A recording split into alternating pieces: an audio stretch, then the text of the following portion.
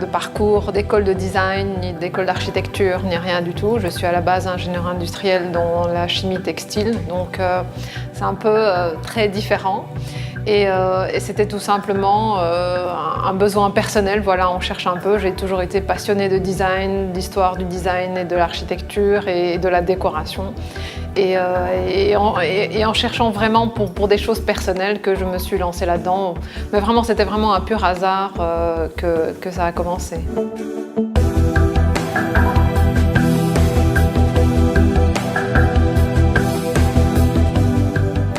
J'adore les matériaux, j'adore le bois, la pierre, j'adore les matériaux nobles. Donc c'était pour moi inévitable, il n'était pas question d'utiliser autre chose que ça. Et j'aime bien la sobriété, donc de toute façon, je n'allais pas créer des choses rococo ou quoi que ce soit. Donc c'était plutôt pur, simple, mais toujours chic.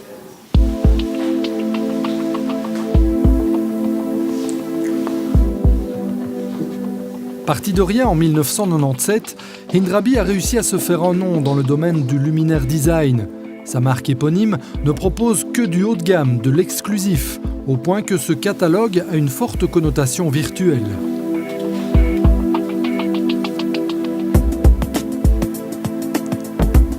Donc ici on présente les produits, tout en sachant que les produits n'existent pas en réalité. Parce que nous ne les avons pas faits, on attend d'avoir la commande dedans pour les livrer, pas du tout. Ici, c'est juste pour illustrer le modèle, puis après le client, il va choisir ses matériaux, il va choisir ses finitions, il va choisir ses couleurs. Donc après, le modèle que lui recevra aura ce design-là, mais n'aura pas ce look exactement comme sur le catalogue.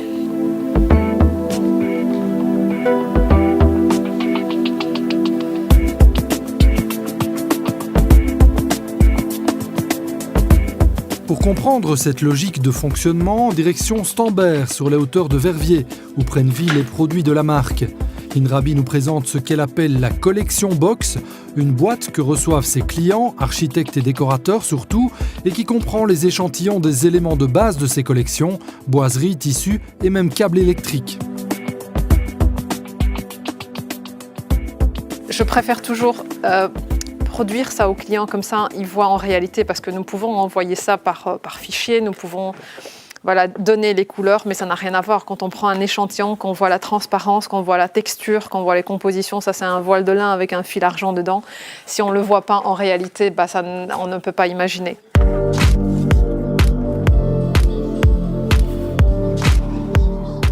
Même si certains aspects de la production sont sous-traités, comme la verrerie en Vénétie ou la découpe laser dans une société voisine, la petite entreprise est pratiquement autonome. Elle repose sur 3 ateliers intégrés gérés par le mari de Hind, un de menuiserie, un de fabrication d'abat-jour et un de montage-assemblage, une structure dans laquelle l'automatisation n'a pas sa place.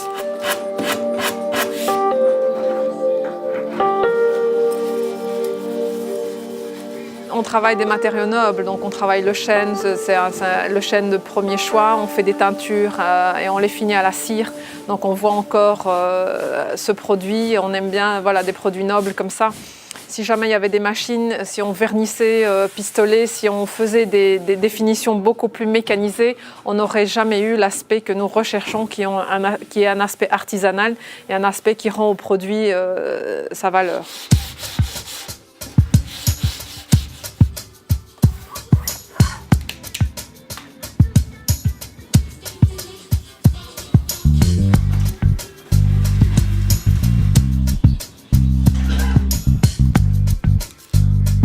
Ah oui, d'accord, donc ça, celle-là, c'est bien qui va au plafond.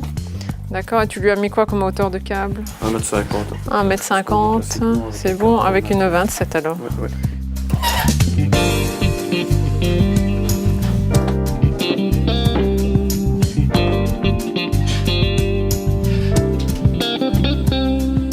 Quand nous recevons une commande d'un client, il va par exemple nous demander un abat-jour, il va demander un diamètre bas, un diamètre haut, une hauteur ou une pente.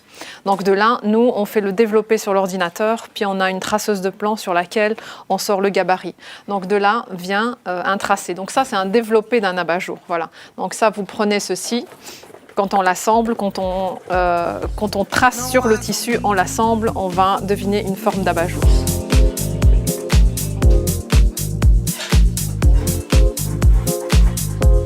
Ça, c'est vraiment minoritaire chez nous, les tissus qui sont prévus par des fournisseurs de tissus abat-jour, parce qu'on essaie d'avoir des choses propres à notre collection. C'est pour ça que je sors tout à fait de cette collection de tissus qui est dédiée à l'abat-jour pour aller dans des collections qui sont à la base des tissus d'ameublement ou des tissus d'habillement ou voilà, autre chose en tout cas que j'adapte à mes collections de luminaires à moi.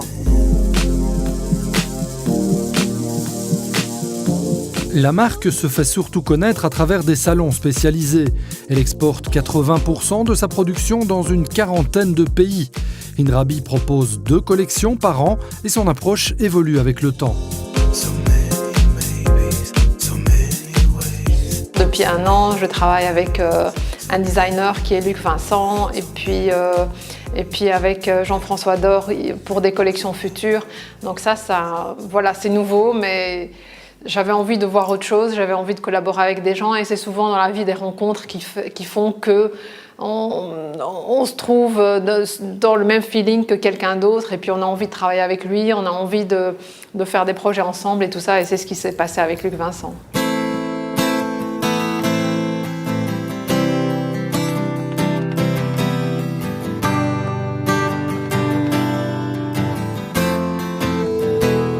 Une ouverture qui ne fera pas perdre à la marque belge son ADN. La sobriété des collections, leur caractère haut de gamme, artisanal et personnalisable sont des aspects non négociables de sa ligne de conduite. Hey now, all you sinners, put your lights on, put your lights on.